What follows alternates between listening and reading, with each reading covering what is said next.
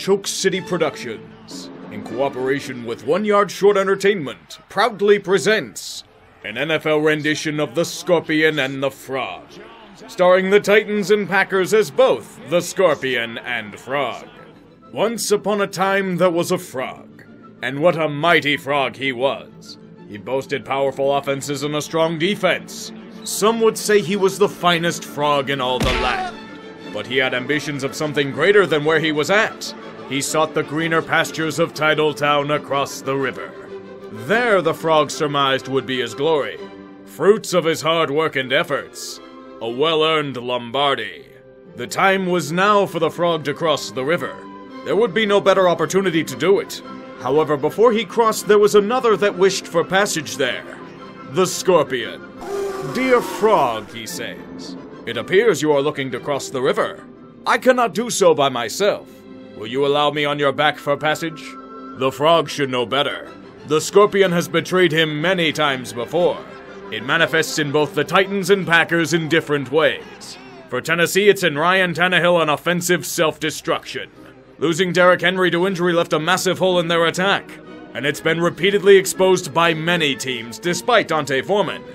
They may be the #1 seed, but it was due to the rest of the AFC collapsing on itself and by playing in a really weak division.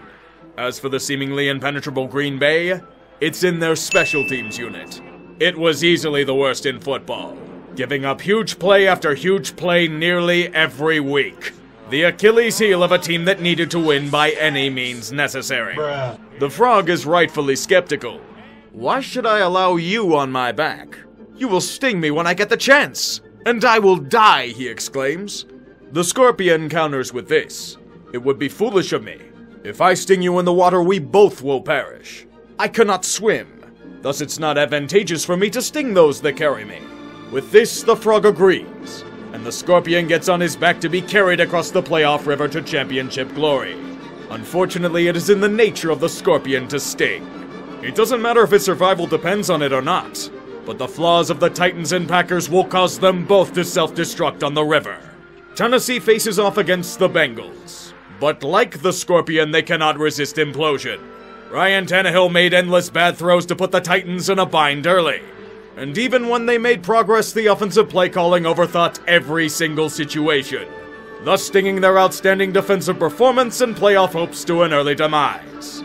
Worst of all, Tannehill stung them again with less than a minute left for good measure, allowing Cincinnati to kick the game-winning field goal and drown them in the cold, unforgiving river. If only they had scored an extra point somewhere beforehand that could have potentially prevented this situation. In Green Bay's downfall against San Francisco, the offense was stymied by the 49ers' front seven. The Packers' offensive line was limited and had fits all game. But even for Aaron Rodgers being unable to bail them out in 48 yards of total offense in the second half, the god-awful special teams stung them at the worst possible times.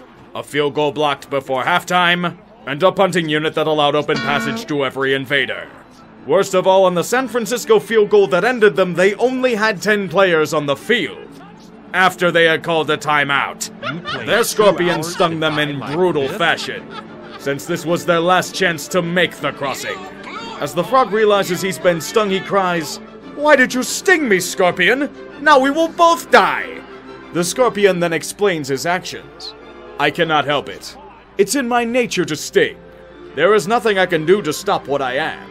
And like the Scorpion, the shitty Packers special teams and Titans offense without a healthy King Henry killed both of their teams. Worst of all, this may have been the last great chance for both franchises to make a deep run. Tennessee's defense is strong, but they've learned a harsh truth this season. Ryan Tannehill isn't going to lead them anywhere. It'd be easy to say to cut bait, but if they do, he has a dead cap of $57 million next season. Perhaps they could trade him, but you won't be getting much for a QB in his mid-30s on that massive contract. Not to mention more dead cap for the next 2 seasons. They're stuck, and they might be screwed. But for Green Bay, oh Lord, at least the Titans can still say they have a chance. This season was it for the Packers. They knew that if they failed, there would be hell to pay in the offseason. Now payment is overdue. There's a strong chance Aaron Rodgers has played his last game as a Packer. And look at all of these free agents to sign. Devontae Adams, MVS, Devondre Campbell, Robert Tonyan, Lucas Patrick, and so much more. Did I mention they're almost $45 million over next year's cap without making a move? They are fucked with a capital F. It's worse than dealing with humiliation and dunking on by the rest of the NFL. They might be going back to the 80s. Packers fans that remember that era, take to the bottle. Like it has always been, the nature of the Scorpion cannot be controlled. It will force teams to self-destruct on the playoff river, despite all intentions. The only things we can see now are decaying corpses of so many like-minded frogs and scorpions littering the playoff river. The Packers and Titans are just more to add to the shallow grave. A cold outcome for bitter defeats. Failure wasn't an option for either team, but nature still took its course. And now they themselves fall into the abyss. Possibly for a while. But really, Packers, you've done nothing but fail miserably for the past decade. You deserve to be shit for a while. Now fuck off out of here. You blew it!